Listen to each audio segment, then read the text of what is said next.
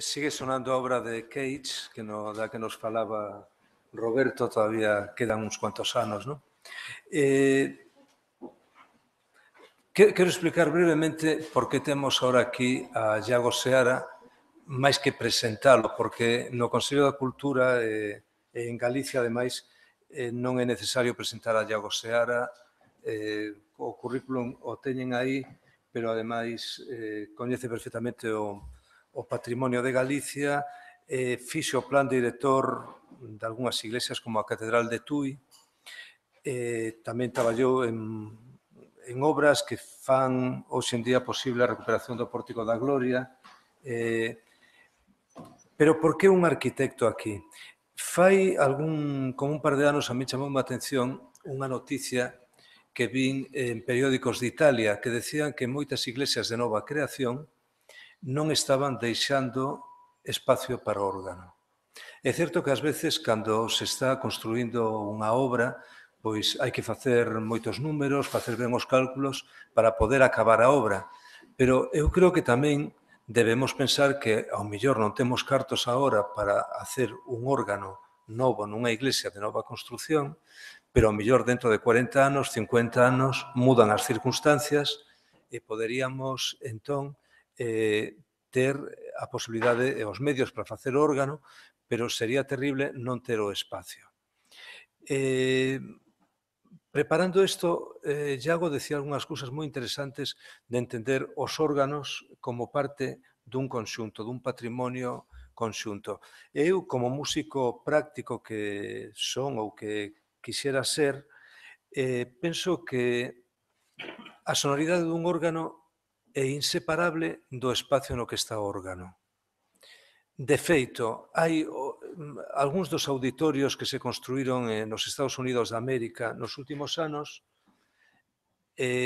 conseguiuse facer acústica regulable, acústica variable, de xeito que para algunhas obras que necesitan un tempo de circulación máis lenta do son, pois ter esa posibilidade de que funcione.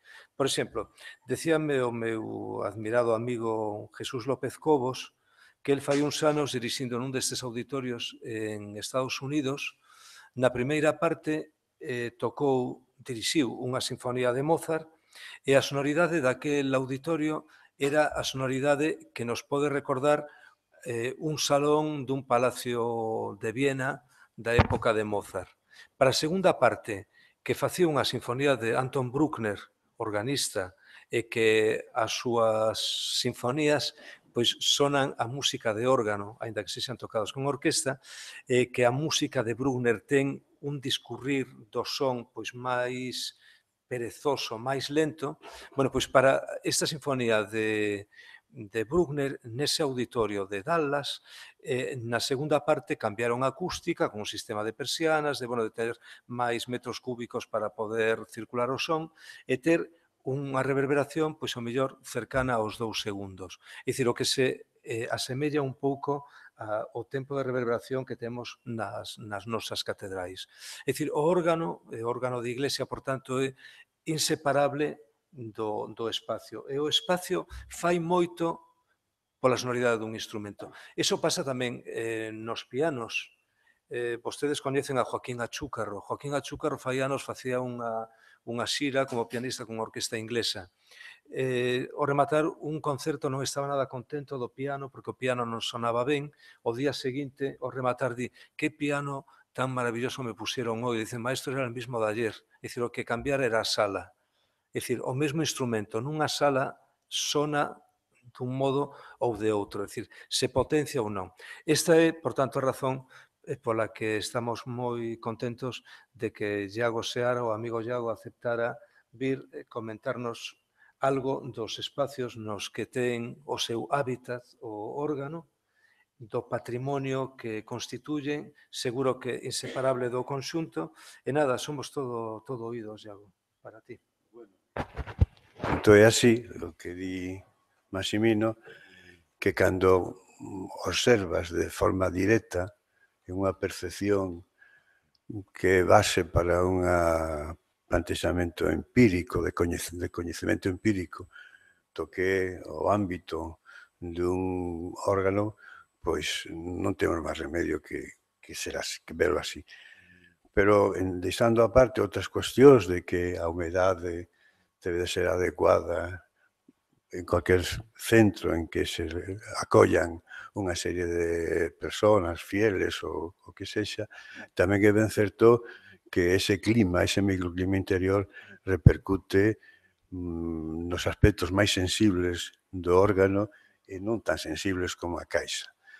Eso xa orienta un tema de conservación e un proxecto de conservación preventiva en que ten que contar realmente non solamente o espacio quen o habita, sino totalmente todo aquel rico patrimonio moble e inmoble dentro do inmoble, como un órgano, hai que ter en considerado ese microclima ao xeito de poder conservar e ter en disposición para que cumpra a súa razón de ser, en este caso de producir música, non?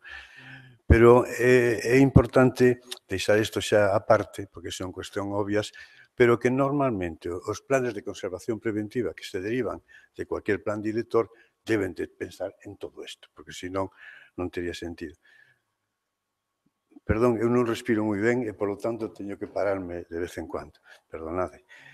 A cuestión da miña experiencia, que eu que quero falar da miña experiencia no encontro con estas grandes fábricas, é a seguinte. Eu comprendo, percibo e vivo dunha forma moi especial un espacio que vivo, calquera. En este caso, unha catedral. Por exemplo, o exemplo da Catedral de Tui. Na Catedral de Tui coinciden unha serie de cuestións que solamente leelas e deixar que falen elas para ti, ves unha unidade completa, indisociable e indiscutible de que hai unha unidade. A Capilla Maior, co seu presbiterio, un coro, un órgano, unha vía sacra que une todo eso. A parte de outras cuestións dentro da basílica. Por lo tanto, a caracterizar ou intervir, a caracterizar para coñecer e caracterizar para poder intervir, tens que partir desa unidade que se transmite contidos materiais e inmateriais que son indispensables de recoñecer, en este caso, o tema do culto e da liturgia. Non estando asistindo aí unha vivencia litúrgico-cultural, entras en cualquier edificio deste tipo, en ese espacio, e estás sendo evocado toda esa vivencia litúrgica e toda a súa historia desa liturgia e culto en este caso, desa catedral, sin necesidade de estar actuando e presidindo un acto litúrgico cultural. Isto é o valor en materia. Por lo tanto, romper e transgredir esa unidade pois pode ser un erro, unha transgresión patrimonio cultural, pero tamén a imposibilidade de transmitir esos valores inmateriais ou espirituais que a Lei de Patrimonio Cultural de Galicia, sobre todo esta última, dice que hai que conservar e promocionar e difundir e, polo tanto, caracterizar. No caso da Catedral de Tui, de todos é ben sabido que tiña unha estrutura, digamos, en aquel momento tradicional. Pero tradicional que chegou a un punto que era aquela, porque eu parto de que un gran edificio, que vai perdurar no tempo, collendo e evocando aquí entre nós a Ruskin, dice que é a memoria e a historia dos pueblos. Por lo tanto, unha catedral ou unha basílica de un monasterio é un gran documento construído que tivo, desde o principio, un metaproxecto que se foi configurando tempo a tempo e que cada presente era a parte de percibir o que vai devenir.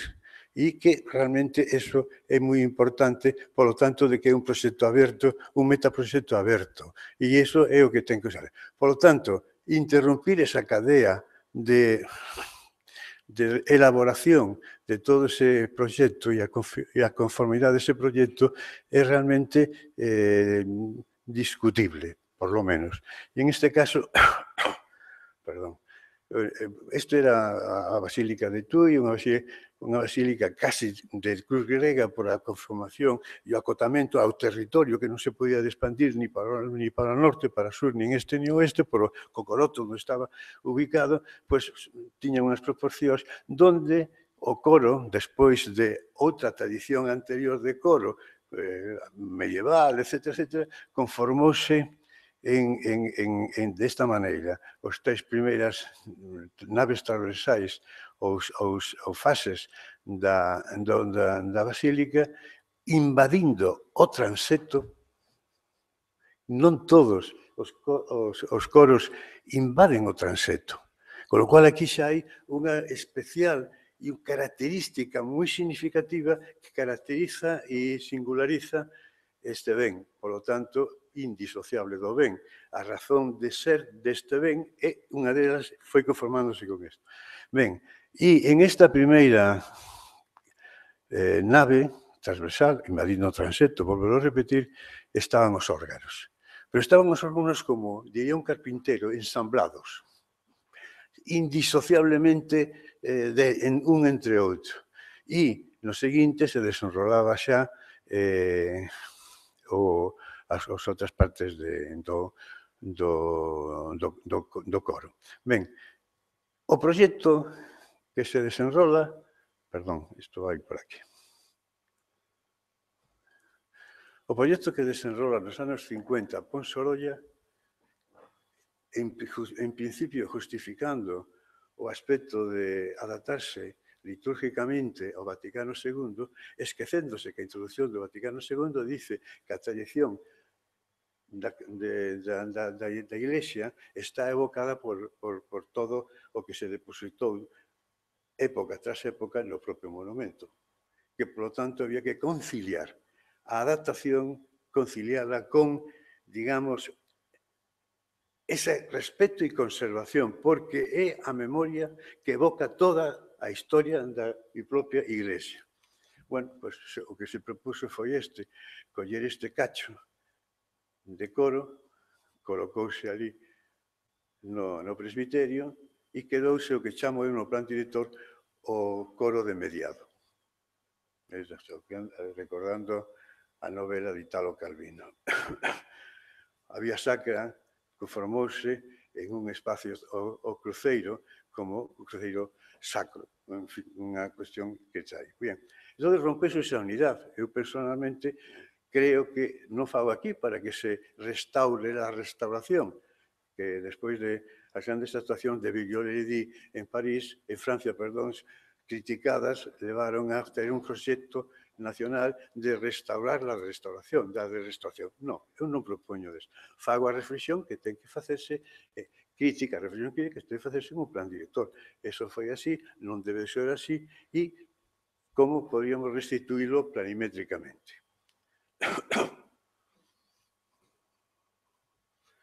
Ben, este era o coro, con todo ese coro que recolle os rezos, os cantos, os salmos dos coengos, diante deste elemento que xa saben ustedes, facistol, etc., donde están os órganos en riba, esa unidade, pois, aquí se reflexa moi ben en esta. E, dentro de todo este perspectivo, todas as olladas e os sentimentos van deica a capela maior, ao presbiterio, o retablo da capela maior.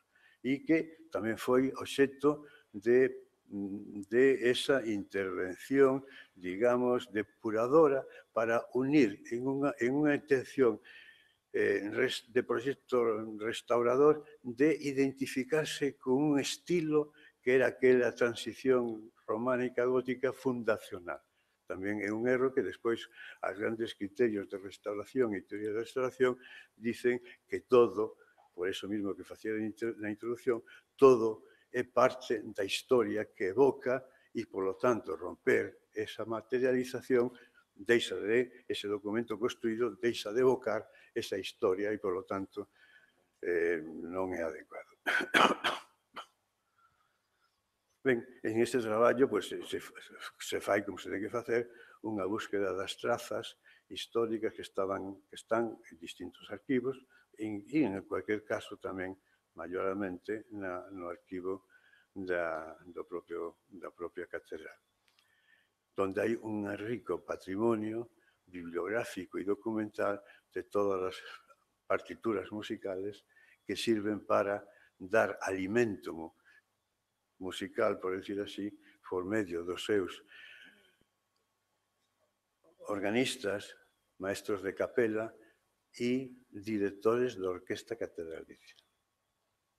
Ben, polo tanto, esa é outra parte de outros documentos que son tamén indisociables e que sirven para dar esa unidade. Por eso, con moi ben criterio, a Lei de Patrimonio Galega di que cando se declara monumento ou sendo monumento se ten que interpretar como unha unidade o patrimonio documental e registralo e inventarialo. O patrimonio móvil, registralo e inventarialo, porque todos forman unha unidade en el todo que non debe de desunificarse ou disgregarse. Por lo tanto, es parte. Con isto quero decir que un edificio que está catalogado ou un edificio que está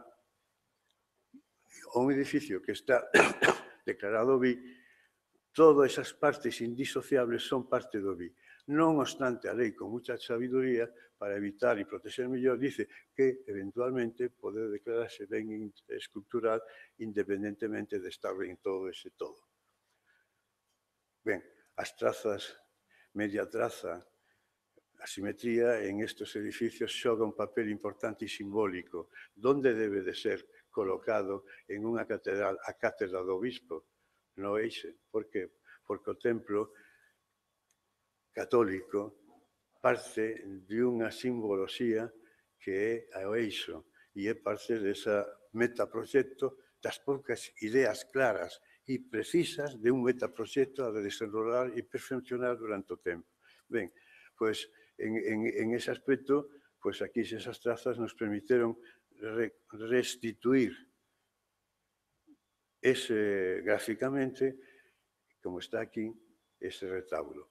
Por qué? Bueno, se algún día hai que darlle un valor sacro a ese remate del lugar central y neurálgico y nuclear de toda la liturgia y el culto que está en el área, en la Eucaristía, tener unhas referencias de cómo debe de ser ese retábulo, ese remate, como objeto de recreación, objeto de punto de partida. Está reposta a cátedra.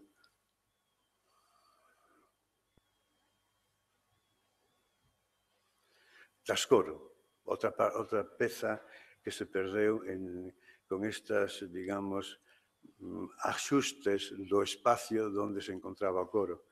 Tamén se documenta, se recrea, digamos, gráficamente, e como ven aí xa se empeza a outra parte do proxecto do plan director que é restituir gráficamente tamén o que é o interior do coro por medio da sección e, digamos, as costas do coro. Bueno, esta é a parte de mediada que está colocada no presbiterio. Aquí a restitución, donde faise un esforzo de esquemáticamente tamén incorporar o dibuixo do órgano. Que eso consigues tamén un documento novo, unha traza nova que está dentro xa incorporada. O plan director ten un sitio privilegiado no arquivo neste momento, non? E aí, pois, se abre e se entra aí. Por tanto, podemos ter xa dibuixado a escala e documentado o que é coro e, en este caso, órgano. E aquí está a cercanía que ten coa primeira nave do transeto. Bueno, e despois propostas de reposición, pois algún día se quere ter eso en conta, en cualquier mantenimento e conservación. Aquí xa son as costas por parte das naves laterais, o que se ve. Este é o que está no Evanxeo, que é como decía alguén dos interventes anterior, é un órgano mudo. porque solamente existe unha tapa de madeira que está colocada, e eu puse nunha das intervencións descaradamente pegada ao trasdós da caixa, para que se vexa que non está maquinaria, porque eu pensaba que eso podía, a mellor, animar a alguén, a unha institución, a cotalo con él. E restituílo de forma tan, posiblemente tan respetuosa con as pilastras que conforman o ritmo de arcadas góticas, etc. etc.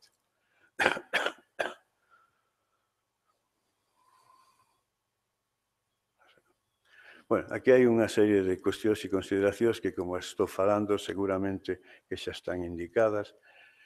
Bueno, e aquí hai un intento de forzar e comprender, por medio desa trama máis oscura, o vacío. Ese vacío que, igual que na música, o silencio é comparable co vacío na arquitectura, pero, ao mesmo tempo, o vacío é por onde están esas moléculas que despois as ondas longitudinales transmiten a música, según algúns teóricos de física que realmente o dicen. Pero aquí xa hai máis que unha definición do coro, xa non se ve porque a trama o toca, o trapa, hai unha intento xa de pormenorizada, de coller a alma desos órganos, velo como ascenden por medio de súas torres de tubos e todas esas guirnaldas e moitos anxeliños, como todo, como a música e o sonido ascendendo, rematando en un lado en Santiago, Cabaleiro, e no outro lado San Telmo, Cabaleiro tamén, porque un estuvo en Clavijo e outro estuvo na conquista de Córdoba, según dice, que tú me corriges, por favor. Entonces, claro, están dirixindo e ascendendo, como dice Avelino,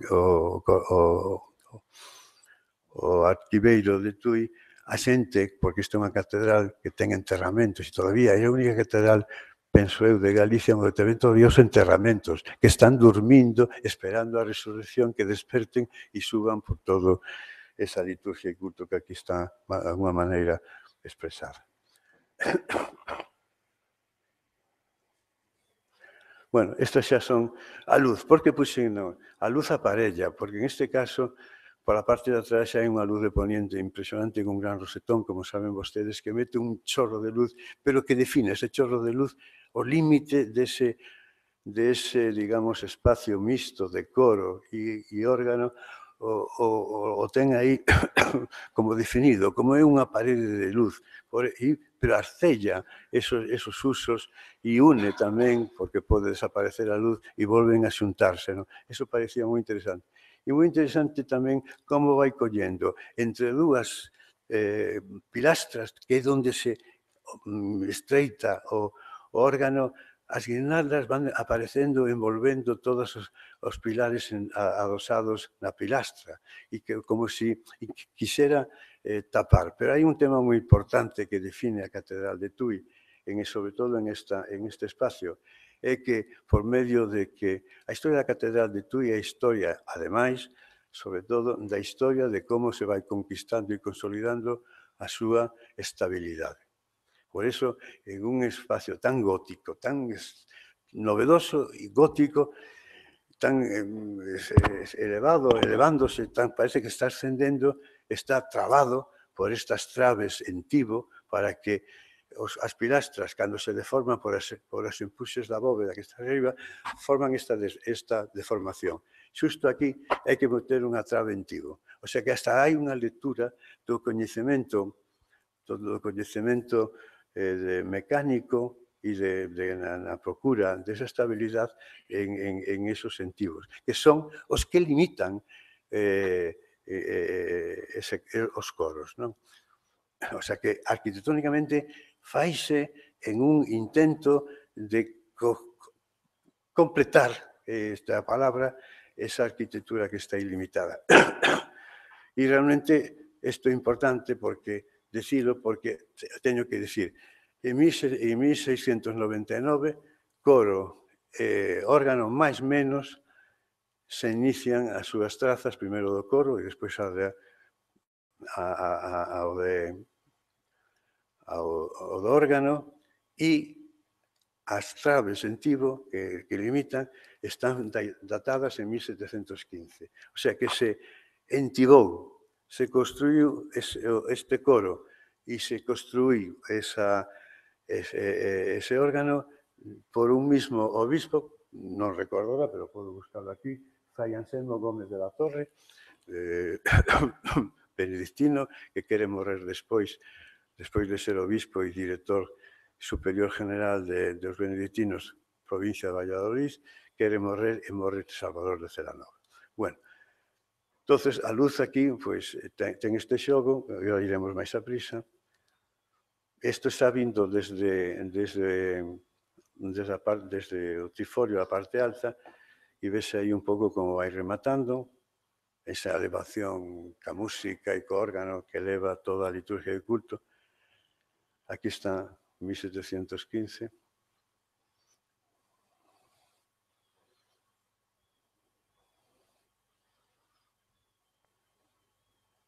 En el plan director facíamos un esforzo moi importante para recoñecer a presencia no espacio destas grandes pezas, do coro e do órgano, que é un proxecto virtual que nos permite ver sin esos, en este caso, sin os sentivos.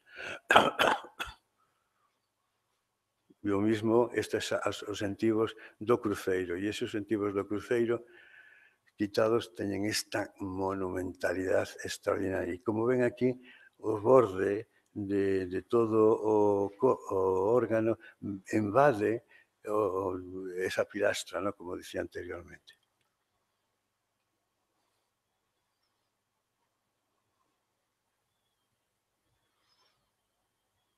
Ben,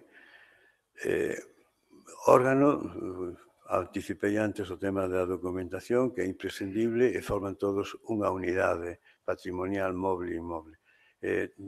Antes falábamos, non sei se na comida ou aquí, de que o mantenimento e a conservación dese rico patrimonio bibliográfico, documental, é fundamental para combinar e conciliar tanto o patrimonio material como o patrimonio material que dá pé a unha creación dunha serie de sonidos que conforman a música, e aí están parecen moi importantes. Ben, quixen poñer esta nada menos que isto de Jan Freud Wright, para decir que el coro vas incorporando tamén ao órgano, pero hai a veces proxectos que xa nacen co órgano e co coro. E en este templo, Unity Temple de Illinois, pues pon ese exemplo que é posible. E hai casos tamén de que nacen destes proxectos na nosa propia historia, que nacen o sitio para o coro ou o sitio para o órgano. Non obstante, eu penso que en ese metaproxecto aberto en que se conforman todas as basílicas nosas, católicas, pues realmente vaise conformando e adaptando esa idea proxectual donde o presente é anticipo do que ven no futuro e, polo tanto, eso axuda moitísimo a comprender toda unha historia material desde o arquivo construído, dos documentos construídos, mobles ou inmobles, que están aí a disposición nosa.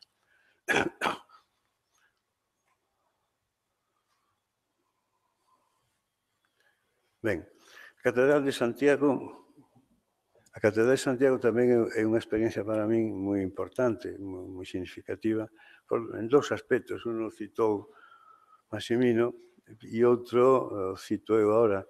Tiven a sorte de facer un estudio de solicitud de un estudio que se chama Plan Director da Capiña Maior.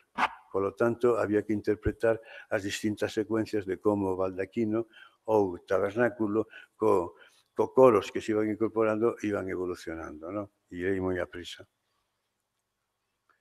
En 1422, a presencia aquí do coro e do coro Mateo dibuixado e levado a escala e situado onde se ten as referencias históricas, tiña un conflito á entrada ao Pórtico da Gloria, que non tiña todo o elemento barroco que hai por aquí, e tiña unha presencia, este coro, que impedía a visión de Santiago Sedente, que é a base principal.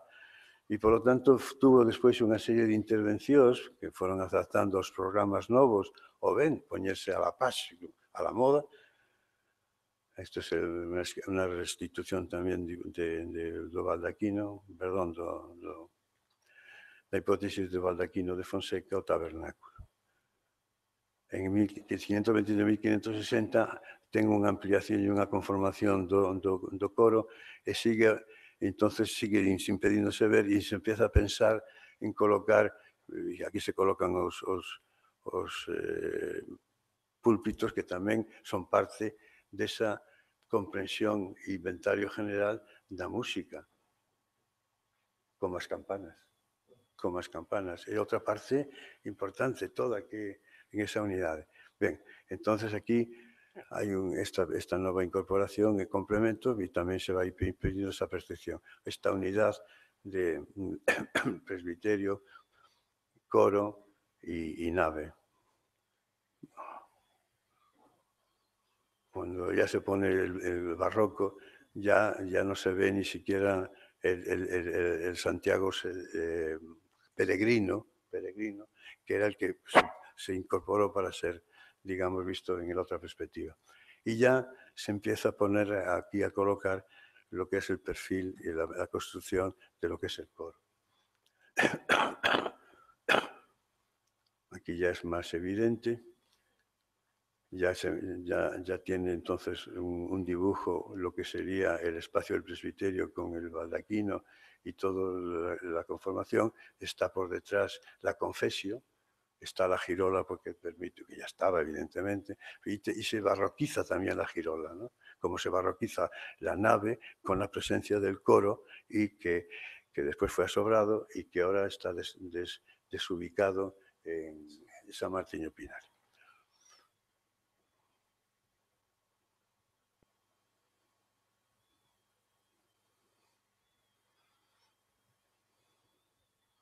A esto sí que me voy a permitir leyendo. En el reconocimiento de la capilla Amor por parte de la conciencia colectiva e individual afloran aprehensiones referidas a las cualidades inherentes al concepto de cultura.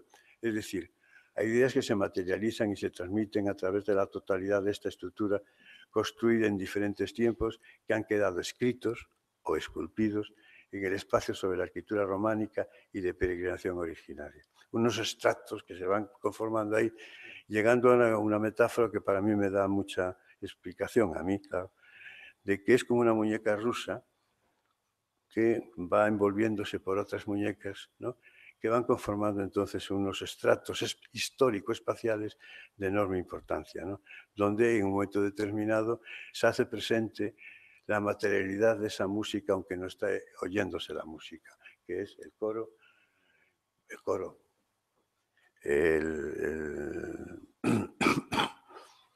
el órgano, etcétera, etcétera. Bueno, entonces hay una razón y esa razón de ser y esa razón de ser genera, digamos, una forma, no función-forma, no, la razón profunda litúrgica cultural que es la que transmite y refiere a la conformación de la forma, ¿no? Entonces, un proyecto litúrgico cultural, etcétera, etcétera, como bien dijo antes, perdón, que se va materializando y visibilizando, hoy se diría, y capturando el documento construido que se va superponiendo al otro documento construido, que es la estructura, en este caso, románica. Bien, remato Santiago con esta publicación del CONAN, puesta por el Colegio de Arquitectos, que ayer, cuando estábamos en la Comisión de Cultura, en el año, ya no recuerdo, cuando se editó, y pusimos ahí en color, sobre la base de Conan, pusimos los colores para tener todas las historias, toda la historia evolucionada.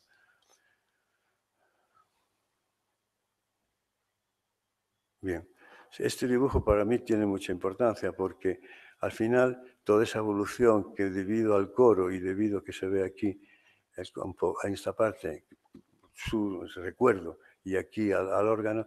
Este es lo que se ha generado se pone en valor la cripta, sobre todo desde López Ferreiro, etc.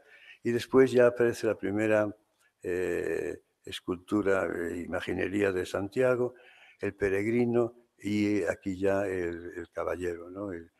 O mal llamado Matamoros. Bien, de esto habló Roberto antes y no voy a decir nada, simplemente ver cómo se completa. Algún alumno mío me decía que coloniza, bueno, yo creo que completa y ensalza a ese rico espacio. Una presencia arquitectónica dentro de otra presencia arquitectónica totalmente consensuada y pactada a nivel de diseño por autores diferentes. Esta ubicación, esta, digamos, vaciada por detrás y menos materia que se va adaptando a la bóveda, en fin, es una auténtica joya de intervenir y sobre todo de proyecto que interviene conociendo lo donde estoy y el significado que tiene. Importantísimo esto.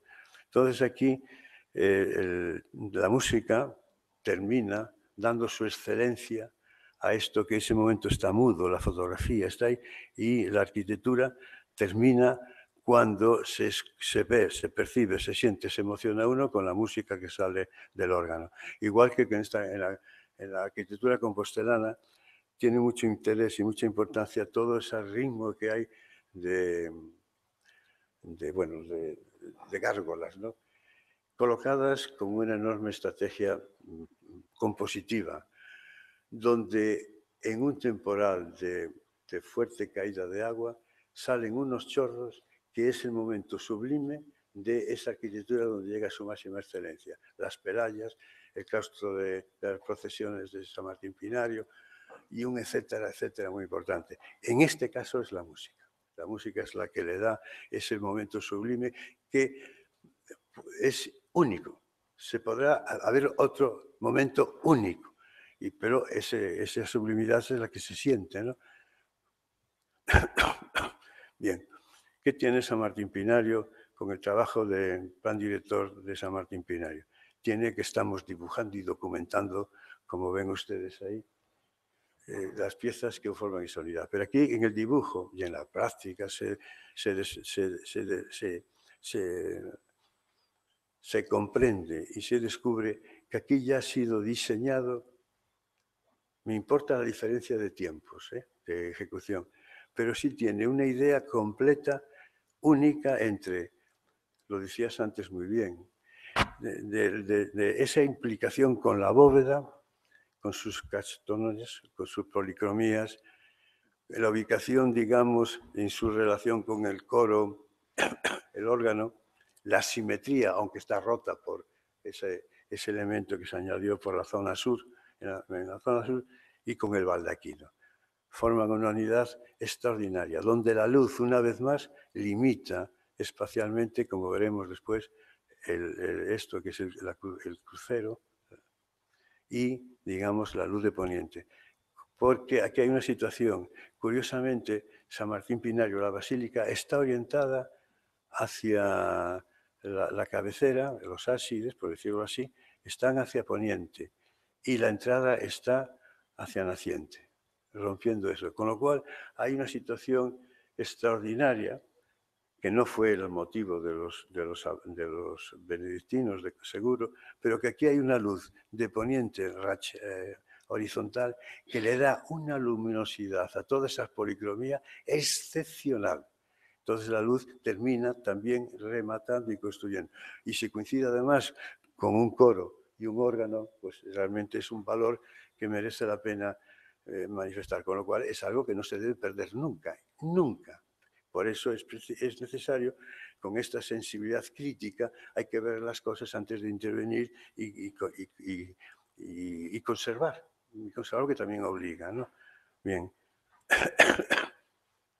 Ahí tenemos con una trama, más detalle. Y aquí hay una cuestión. cómo la arquitectura, desde la funcionalidad de la llegada y salida del órgano, es pensada por medio de unas galerías con elementos pétreos, con unas ménsulas que, curiosamente, en la parte que acoge el órgano, se prolongan más. Con lo cual, no es que se esté significando, es que se está significando doblemente. Estoy diseñando y construyendo una superficie que va a recoger a un organista y a un órgano, y por lo tanto, esta prueba es evidente de que está pensado todo eso, no que se fue haciendo con intención de conjugar la unidad, sino que se está haciendo desde la unidad, desde el proyecto de unidad, ¿no? Anticipado, no devenido posteriormente. Para mí eso es muy importante. Le daremos un capítulo en el plan director de San Martín, le daremos importante a este tema, ¿no? Bien, esto ya es comprenderlo bien, y este atípico, no tan atípico, coro y órgano en el trasdos del altar mayor, pues tiene también esas transparencias que le dan una mayor cuantía a esa unidad indisoluble. Y donde aquí además los tornadoces y los púlpitos están también jugando en esa unidad indisociable. Bien. Bien, lo hablaba antes nuestro compañero de todas estas grandes policromías, y esta foto realmente es indicada. Ven aquí este reflejo de luz que le pega a esta parte de aquí que le da un valor. Eso que se dice tópico, de cómo era antes cuando se ponía el sol y daba con los dorados del pórtico de la gloria, y además con los líquenes que estaban en la fachada y tal. Bueno, pues esos momentos sublimes tenemos que tener mucho cuidado, porque cualquier mal movimiento proyectual o preproyectual se pierde, y esos realmente son los que le dan singularidad, valor, pátina, autenticidad, etcétera, etcétera, que es la razón de ser del bien. Después hablaré de la razón del ser del patrimonio. Bien, aquí tienen, esta foto es mala, pero se ve muy bien lo que les decía de adaptarse con unos canzorros más voladizos. Bien. Una mala musealización, el problema que tiene, que casi le das más importancia a la barrera que al otro, una mala iluminación, en fin, todas estas cuestiones. Y aquí el de la Capilla del Socorro. Bien, este es San Salvador, termino, San Salvador de Celanova, coro alto, coro bajo. ¿Dónde se coloca el órgano? Pues justamente entre el trasdor y el trasdos, perdón, bueno, sí, el trascoro y el espacio que queda entre la tribuna, donde está el coro alto. Una funcionalidad, pero que la hace bella y estética. Un órgano al servicio de uno y al servicio de otro, en una ejecución extraordinaria desde el punto de vista de la escultura de la caja, de la composición de la caja y visual. Dibujas también todo eso porque es importante. El coro alto, el coro bajo con su trascoro en piedra, que le da una monumentalidad importante. Y además por los laterales también es piedra, porque era habitual poner unos muros o fábricas de piedra a los laterales para contra ella ajustar las espaldas del coro. En Tui, cuando vienen los arquitectos del Ministerio de Obras Públicas y Urbanismo, que era la Dirección General de Arquitectura, no era Patrimonio, deciden unir en el estilo románico-gótico, se plantea quitar parte, como decía, de ese coro. Y quedan entonces al descubierto esas fábricas entre pilastra y pilastra. Se quitan y se descae la pilastra. Y se tuvo que reforzar todo. O sea que aquella idea de proyecto único estructural de consolidación y de coro y de órganos y de los sentivos también se incentivó longitudinalmente para mantener aquella estabilidad tan frágil y que la dejó estabilizada, la dejó, digamos, con una nueva vista la barroca, como era lógica, etcétera, etcétera. Y un nuevo patrimonio barroco también de partituras de música. Bien, aquí está el encaje magnífico de cómo la tribuna se eleva, se prolonga por medio de esa galería para poder acceder al coro y cómo por arriba se interrumpe para poder asistir a esta parte alta, ¿no? Bien. Y cómo en esa tribuna, pues, se puede, digamos, que es lo que está organizando el ayuntamiento, una serie de, porque está restaurado, bueno, casi restaurado, donde se celebran todo esto. Bien. Bien, estas referencias son para decir que a veces los elementos significativos de la fábrica, cuando se hacen las escrituras de madera, también se recogen esos elementos significativos e indicativos de la propia fábrica y se meten en el coro o se meten en el órgano, como es aquí la Borriquins, en la iglesia en la capilla de San Martín Pinario que hablábamos antes. Y cómo esta iconografía del tímpano, de alguna manera, según el archivero de la catedral, yo comparto en parte, está también representada la simbología de todo el frente del órgano. Bien, aquí tengo todo el inventario, que no sé por qué no sale entero, bueno, supongo...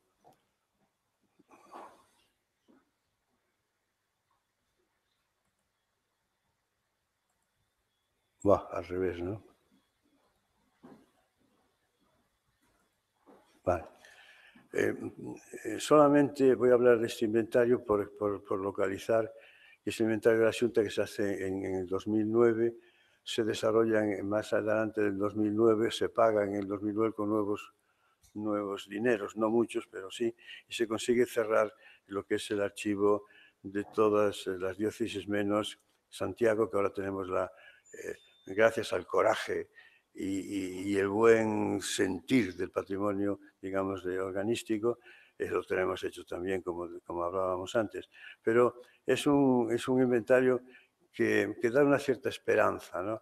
Yo, el trabajo mío en patrimonio, que fueron muchos años, el ver que tienes unos documentos, a excepción de la diócesis de Orense, unos documentos que son más que un ceso, que son más que un inventario y que pueden permitir una clara estrategia de terminar ese catálogo, no digo censo, no digo inventario, catálogo, que es imprescindible para plantearse un plan gallego de conocimiento, investigación primero, en sus distintas facetas, y después de planteamiento, digamos, de conservación preventiva y urgente. Pero también lo que es importante, para establecer una clara estrategia de protección. Un elemento que está en un elemento catalogado, edificio catalogado o un BIC, ya tiene de por sí una cierta protección, pero tal como son las cosas no es eficaz. A veces, debido a la importancia que pueda tener el órgano o esa unidad, debe de tener también su declaración individualizada, siempre que tenga los valores que los hacen sobranceiros, o sea, que sobresalen sobre otros ejemplos del propio territorio gallego. Y eso para mí es un paso muy, muy, muy avanzado, ¿no? Bien. Está ahora en Astorga. Y después la ficha modelo la tenemos aquí. Leeré solamente el texto. La ficha tipo consta de 3 partes. La primera contiene los datos de localización y una descripción exhaustiva del órgano realizada por el equipo interdisciplinar de organeros. La segunda informa sobre el estado de conservación de la caja por equipo de conservadores restauradores. Y la tercera hace una valoración general del órgano y propuesta. El ejemplo que mostramos abajo es el del órgano de la iglesia de Arregua, de Monforte de Lemos, que también fue citada aquí. Bien, vamos mal de tiempo. Yo quiero prometeros que ya termino. Bien, cogíamos de la diócesis de Santiago este catalogado, los ponemos aquí, ya fue explicado. Y aquí quiero traer una cosa. Se decía antes, Massimino, con mucha certeza, con mucho acierto, de que había que dejar un sitio para que se instaurase la posibilidad del órgano y lo que conlleva el órgano desde la tradición histórica. Y aquí pongo la Catedral de los Ángeles de Rafael Moneo. Su proyecto ya nace con una ubicación, un sitio para el coro y para el órgano, pero además diseñado el órgano. O sea que iba a haber una colaboración en convergencia con el proyecto. Y aquí tienen el ejemplo.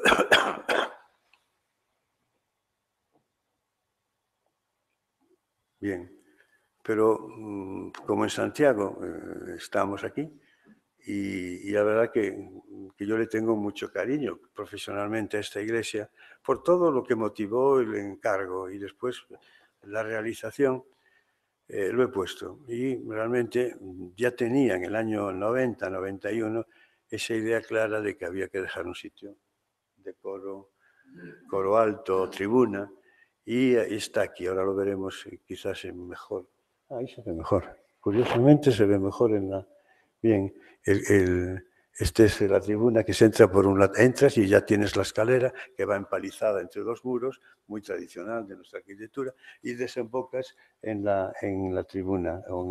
Y desde allí está abierto un espacio, pero curiosamente podía pensar que no era ahí donde la quisiera poner el párroco o el párroco que tuviese la financiación en su momento.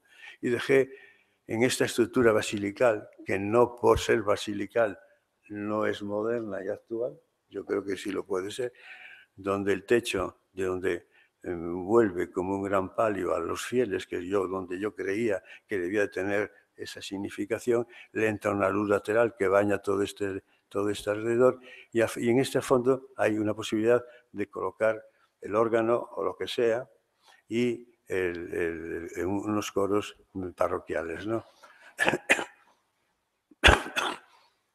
Y este ya es subiendo a la tribuna, y aquí viéndolo lateralmente y viendo un poco más la nave lateral, que también por el solar y su ubicación no puede ser ubicado como yo hubiese querido en la ubicación canónica de Oriente-Occidente, Norte-Sur. Bien, y hemos citado casi todos. Yo cito aquí la introducción justificativa de cómo se debe intervenir en la conservación del patrimonio eclesiástico de cualquier tipo y la connivencia con el que pueda surgir de los tiempos, ¿no?, actuales. La Iglesia nunca consideró como propio ningún estilo artístico, sino que acomodándose al carácter y condiciones de los pueblos y a las necesidades de los diversos ritos, aceptó las formas de cada tiempo, creando en el curso de los siglos un tesoro artístico digno de ser conservado cuidadosamente. También el arte de nuestro tiempo y el de todos los pueblos y regiones ha de ejercerse libremente en la Iglesia, con tal que sirva a los edificios y ritos sagrados con el debido honor y reverencia, para que los grandes hombres que entonaron la fe católica en los siglos pasados. Concilio Vaticano II, documentos complejos. No sé cómo se llama el capítulo que se refiere al arte y la conservación del arte, pero bueno, con esto yo creo que es suficiente. Y espero que les haya dado una visión un poco complementaria a todas las que he dado mis compañeros anteriores. Y muchas gracias al Consejo por haberme mantenido vivo 2 meses más. Muchas gracias.